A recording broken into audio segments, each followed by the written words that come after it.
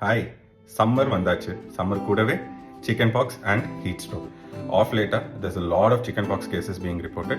அதனால இந்த வீடியோவில் நம்ம பார்க்க போகிறது சிக்கன் பாக்ஸ் பற்றி தான். அடுத்த வீடியோவில் ஹீட் ஸ்ட்ரோக் பற்றி பார்க்கலாம்.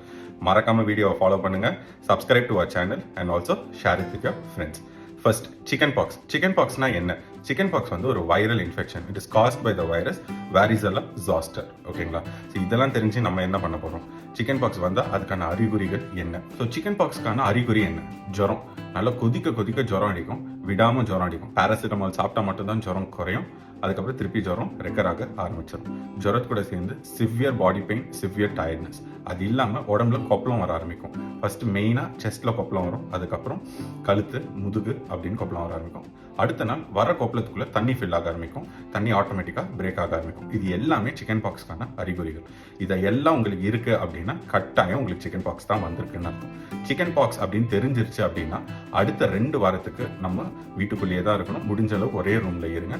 சிக்கன் பாக்ஸ் பயங்கர ஈஸியாக ஸ்ப்ரெட் ஆகும். சின்ன விஷயம், நம்ம உடம்புலேருந்து வர அந்த ஃப்ளூவிட், அந்த பஸ்லேருந்து வர அந்த ஃப்ளூவிட், நம்ம உடம்புலேருந்து நம்ம தும்மும் போது வர அந்த ஏர் ட்ராப்ஸ், நம்ம யூஸ் பண்ணி ஒரு பொருளை அடுத்தவங்க யூஸ் பண்ணும்போது இது எல்லாமே சிக்கன் பாக்ஸை டிரான்ஸ்மிட் பண்ணும். எல்லா சிக்கன் பாக்ஸுக்கும் ட்ரீட்மெண்ட் எடுக்கணுமா? 2 வீடியோவாக பார்ப்போம். கண்டிப்பாக ஃபாலோ பண்ணுங்க, மறக்காம சப்ஸ்கிரைப் பண்ணுங்க, உங்க ஃப்ரெண்ட்ஸுக்கும் ஷேர் பண்ணுங்க.